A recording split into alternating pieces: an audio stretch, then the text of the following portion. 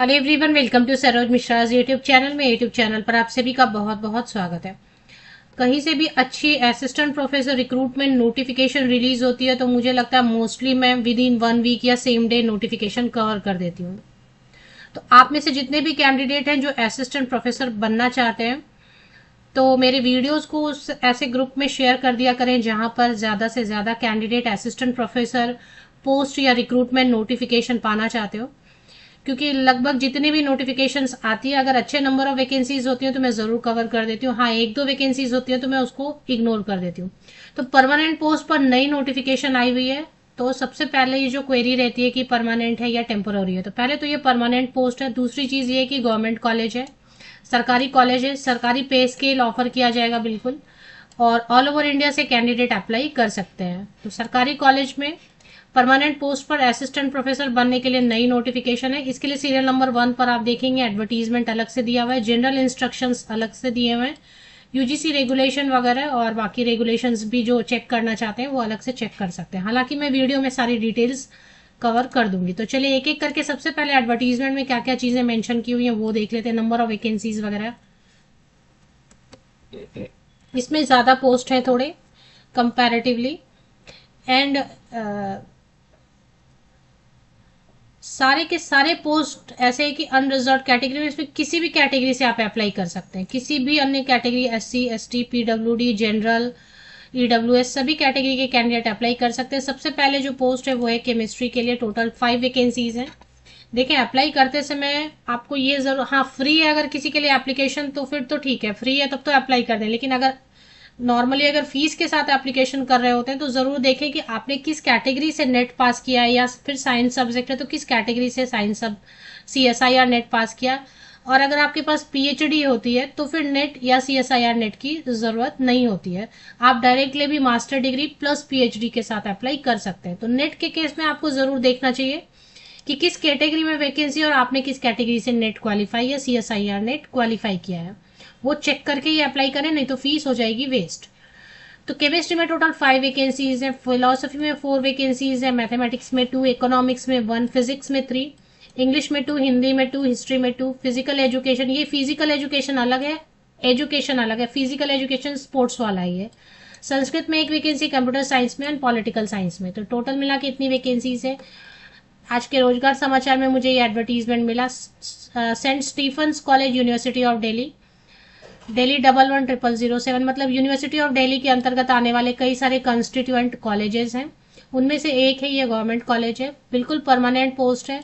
Academic पे level 10 central पे commission के हिसाब से देने वाले, मतलब 57,700 की तो सिर्फ बेसिक पे। दिल्ली में मेट्रो सिटी होने की वजह से HRA ज्यादा मिलता है।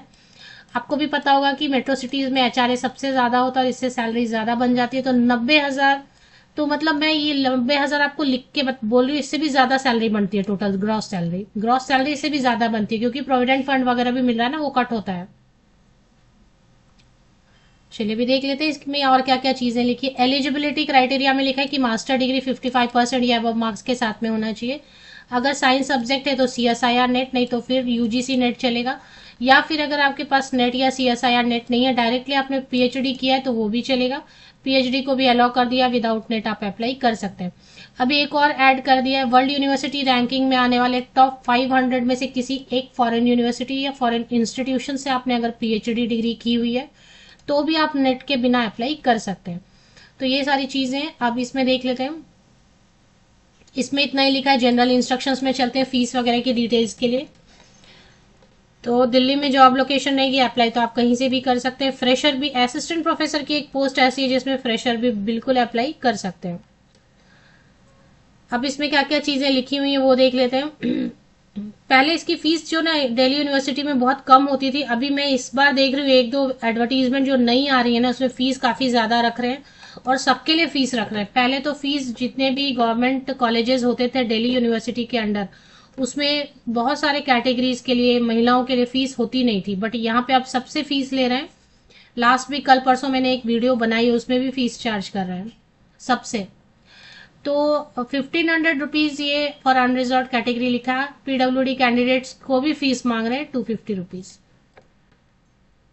किसी को एग्जाम्प्ट किया ऐसा मुझे दिखाई नहीं दे रहा है, देख लेते हैं फिर भी। ऐसा किसी को फीस एग्जाम्प्ट किया ऐसा दिख नहीं रहा। अब अप्लाई करते समय आप चेक कर लें, अगर कहीं किसी को एग्जाम्प्ट किया है, किसी को फीस नहीं देनी है तो वो। तो जनरल इंस्ट्रक्शन हो गया, एलिजिबिलिटी क्राइटेरिया हो गया, फीस हो गया, नंबर ऑफ वैकेंसीज हो गई। ऑफिशियल वेबसाइट पे चलते हैं, Saint Stephen's college university of Delhi official website है। थोड़ा नीचे स्क्रॉल डाउन करते हैं, आप देखेंगे ऑफिशियल वेबसाइट पे जैसे थोड़ा सा नीचे आप स्क्रॉल करते हैं, notification recruitment of assistant professor 2025 आपको नोटिफिकेशन नजर आ जाती है।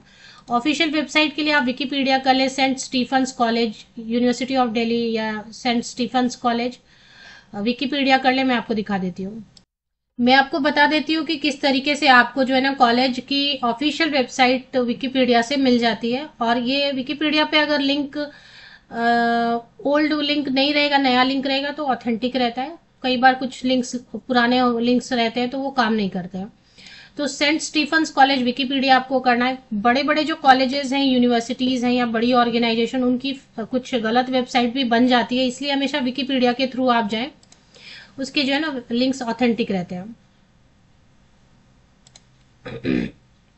तो मैंने टाइप किया था सेंट स्टीफन कॉलेज विकिपीडिया, और आपको विकिपीडिया में चले आना है, Saint Stephen college Delhi Wikipedia. और इसमें थोड़ी इन्फॉर्मेशन आपको मिल जाती है कॉलेज के बारे में, कब स्टैब्लिश हुआ वगैरह। 144 साल पुराना, 144 ईयर्स पुराना जो है कॉलेज है। और इसमें ये रहा वेबसाइट का लिंक, वेबसाइट पे stephens.edu, इस पे एक बार क्लिक कर लेते हैं। बिल्कुल सही लिंक है, बिल्कुल ठीक से ओपन हो रहा है। Saint Stephen college university of Delhi, इसकी ऑफिशियल वेबसाइट पर चले आते हैं। चर्च वगैरह की इमेज बनी हुई है, नाम भी सेंट स्टीफन है तो उसके अकॉर्डिंग।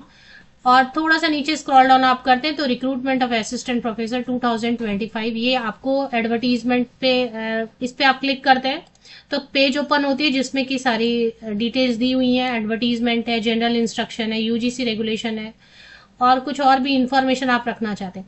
अब एप्लीकेशन कहाँ पर करनी है और लास्ट डेट क्या होने वाली, इसी को थोड़ा और नीचे आप स्क्रॉल डाउन कर लेते हैं, रिक्रूटमेंट वाली जो नोटिफिकेशन वाली लिंक है उस पर, तो आपको अप्लाई नाउ का ऑप्शन मिलता है। एंड 2 अगस्त 2025 लास्ट डेट रखी गई है ऑनलाइन एप्लीकेशन की। एक बार इस पर क्लिक करके देखते हैं अप्लाई नाउ का ऑप्शन काम कर रहा है या नहीं कर रहा है।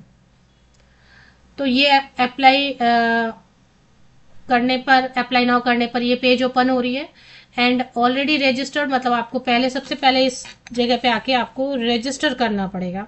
यहाँ पे पहले आप रजिस्टर करेंगे इस सेक्शन में, सॉरी यहाँ पे आप रजिस्ट्रेशन करेंगे, पहले रजिस्टर करेंगे। और रजिस्टर पहले जिनका रजिस्ट्रेशन नहीं हुआ यहाँ रजिस्टर कर लें, और उसके बाद यहाँ से आप फिर लॉगिन करके बाकी की जो है प्रोसेस कंप्लीट कर पाएंगे। ऑनलाइन एप्लीकेशन है, ऑनलाइन फीस पेमेंट करनी है, और विकिपीडिया के थ्रू आए। लिंक्स वगैरह क्योंकि पेमेंट जब करनी होती है तो लिंक्स वगैरह सही होने चाहिए, इसके लिए विकिपीडिया के थ्रू आया करें।